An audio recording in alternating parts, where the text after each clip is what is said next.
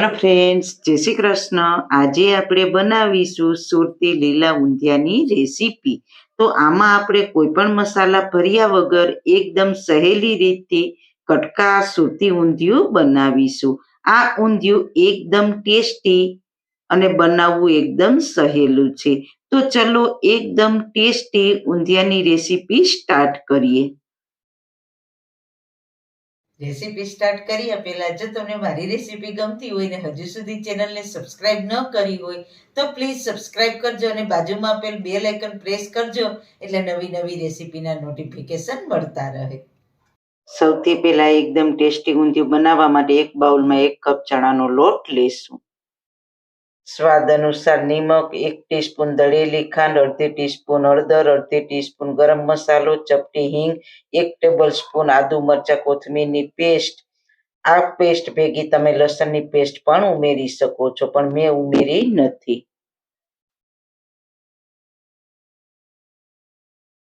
1 cup ઝીણી સમારેલી મેથીના પાન, ચપટી ખાવાના સોડા અને થોડો લીંબુનો રસ ઉમેરીશું. થોડીક ખાંડ ઉમેરી છે તો ખાંડનું બેલેન્સ થાય એટલો લીંબુનો રસ ઉમેરીશું.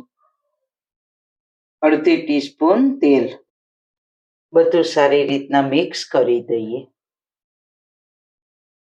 અને 2 થી 3 ટેબલ સ્પૂન પાણી ઉમેરીને આપણે ગોળીનો લોટ બાંધી લેશું.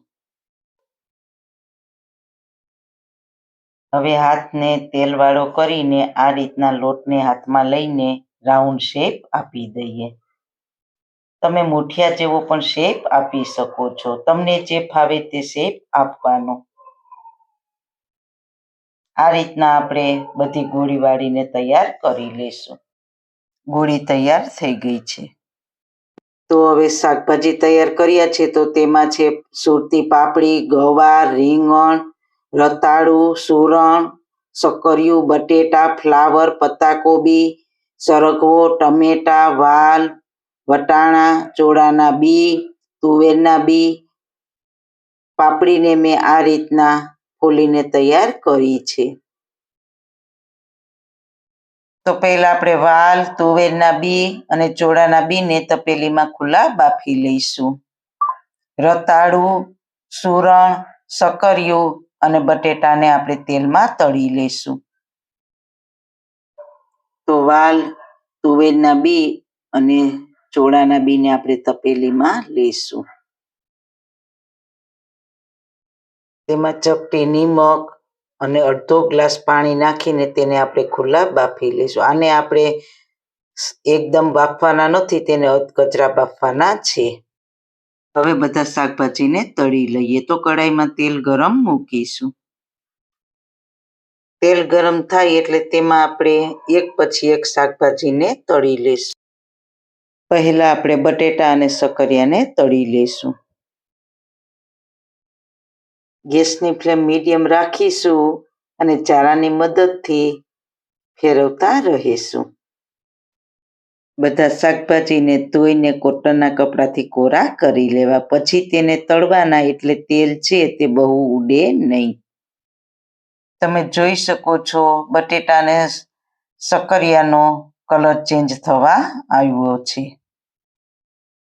અને બટેટા અને સક્કરિયાને 90% તળી લેશું. 10% જેટલા આપણે બટેટા સક્કરિયા કઢાઈમાં થવા દઈશું એટલે આપણું ઊંધિયું પરફેક્ટ બનશે. જો વધારે તળાઈ જશે તો ઊંધિયામાં મિક્સ કરશું ત્યારે તે શાકભાજી તૂટી જશે. એટલે ધ્યાન રાખવાનું. તો બટેટા અને સક્કરિયા તળાઈ ગયા છે તો તેને આપણે પ્લેટમાં લઈ લઈશું.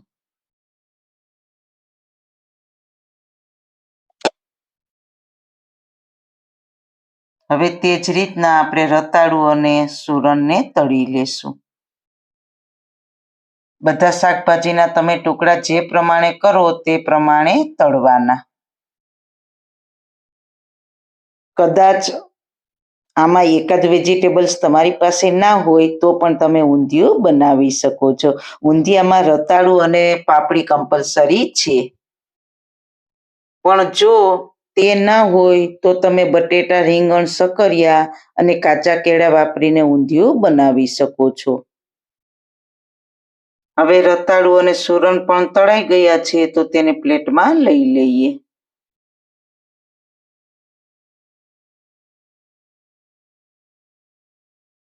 હવે છેલ્લે આપણે મેથીની ગોળી વાળીને તૈયાર કરી છે તે તળીશું.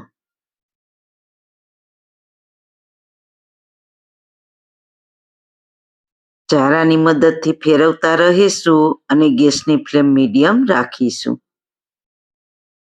ગોલ્ડન કલર થાય ત્યાં સુધી તળીશું. ગોળી મીડિયમ ગેસ ઉપર જ તળવાની છે, હાઈ ફ્લેમ ઉપર નથી તળવાની, નહીતર ગોળી અંદરથી કાચી રહી જશે.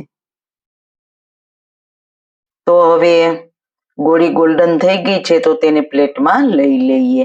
આ ગોળી એકલી ખાવામાં પણ ખૂબ જ ટેસ્ટી લાગે છે. હવે આપણે ઊંધિયાનો વઘાર કરીશું. તો કઢાઈમાં 5 ચમચી તેલ ગરમ મૂકીશું. આપણે જે મેથીની ગોળી તળી છે તે જ તેલ મેં ગાળીને લીધું છે. તેલ ગરમ થાય એટલે 1 ટીસ્પૂન આખું જીરું અને 1 ટીસ્પૂન તજ, લવિંગ, અધકચરા વાટેલા અને તમાલપત્ર અને હિંગ નાખીને પાપડીને નાખીશું. 1 ટીસ્પૂન નિમક નાખીને સારી રીતના મિક્સ કરી લઈએ. પાપડીને બરાબર તેલમાં મિક્સ કરીને ગવાર અને 2 ટમેટા સમારેલા નાખીશું અને સારી રીતના મિક્સ કરી દઈએ.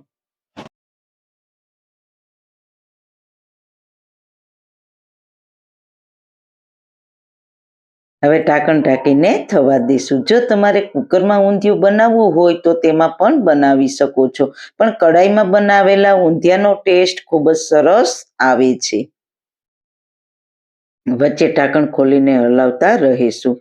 હવે અત્યારે તમારે આમાં લીલું લસણ નાખવું હોય તો તમે નાખી શકો છો, પણ મેં નાખ્યું નથી. હવે આપણે સુરતી ઊંધિયાનો મસાલો તૈયાર કરી લઈએ. તો મિક્સર જારમાં થોડી ડાળી સહિત કોથમીર લેશું. 3 લીલા તીખા મરચાં ઉમેરીશું. 1/2 ઇંચ આદુના ટુકડા અને 2 ચમચી સૂકેલા ટોપરાનું છીણ લેશું. તમારી પાસે જો તાજું નારિયેળ હોય તો તે જ ઉપયોગમાં લેવું. 2 ટેબલસ્પૂન શેકેલા સિંગદાણા અને 1 ટેબલસ્પૂન તલ. આમાં તમારે લીલું લસણ નાખવું હોય તો તમે નાખી શકો છો. તેનાથી ટેસ્ટ ખૂબ જ સરસ આવશે. અને પેસ્ટ બનાવી લઈએ.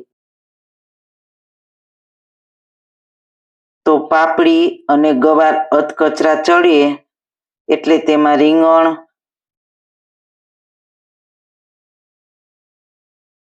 વટાણા, ફ્લાવર, પત્તાકોબી અને સરગવો નાખીશું અને સારી રીતના મિક્સ કરી લઈએ. ઢાંકણ ઢાંકીને થવા દઈશું.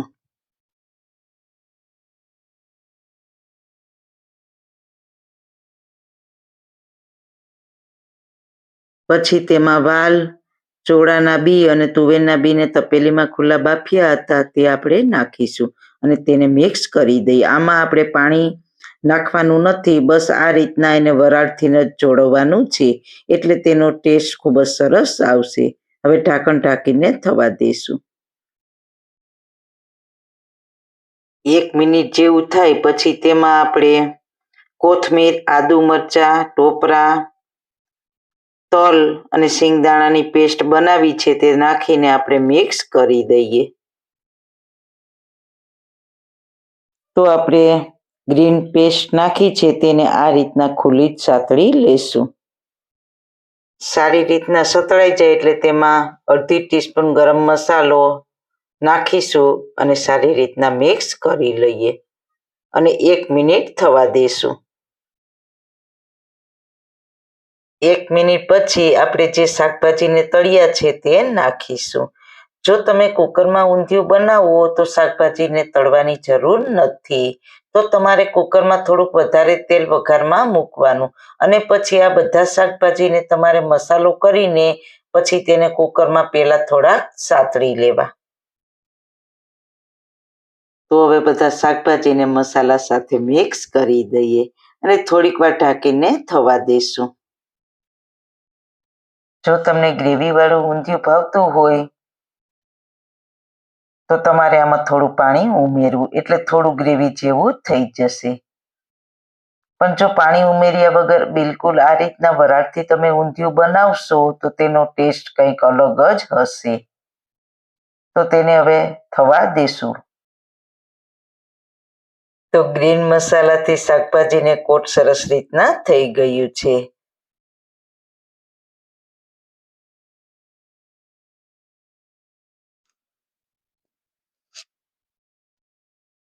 તો હવે ઢાંકણ ઢાંકીને થોડી વાર થવા દેશું. વચ્ચે વચ્ચે હલાવતા રહીશું.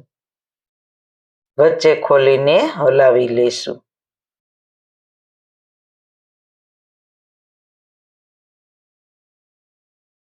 હવે આપણું ઊંધિયું ચડી ગયું છે તો તેમાં મેથીની ગોળીને નાખીને મિક્સ કરી દઈએ.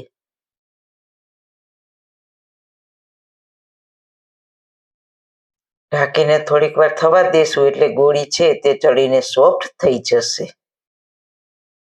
તો હવે ઊંધિયું તૈયાર થઈ ગયું છે. તો તેમાં ઉપરથી થોડી ધાણા ભાજી નાખીશું અને મિક્સ કરી દઈએ. તો તમે જોઈ શકો છો આપણું એકદમ ટેસ્ટી ઊંધિયું તૈયાર થઈ ગયું છે. તો તેમાં 1 ટીસ્પૂન ખાંડ અને અડધા લીંબુનો રસ નાખીશું. સારી રીતના મિક્સ કરી દઈએ અને સ્લો ફ્લેમ ઉપર થોડીક વાર થવા દેશું, એટલે બધા મસાલા સરસ રીતના શાકભાજીમાં મિક્સ થઈ જશે. તો ટેસ્ટી એવું સુરતી ગ્રીન ઊંધિયું તૈયાર છે. તો તેને સર્વિંગ પ્લેટમાં સર્વ કરીશું. જ્યારે તમે ઊંધિયું સર્વ કરો ત્યારે આપણે જે બધા શાકભાજી લીધા છે તે બધાના પીસ બધાની પ્લેટમાં આવે એ રીતના મેથીની ગોળી સહિત સર્વ કરવાની. તો તમે પણ ઉતરાણ ઉપર આ રીતના કડાઈમાં એક વખત ઊંધિયું બનાવવાની ટ્રાય કરજો. તો સારું ખાઓ, ખુશ રહો. આવી સરસ રેસીપી જોવા માટે તમારો ખૂબ ખૂબ આભાર. મારી રેસીપીને લાઈક કરજો, શેર કરજો, મારી ચેનલને સબસ્ક્રાઈબ કરજો. ફરી મળીશું નવી રેસીપી સાથે. જય શ્રી કૃષ્ણ.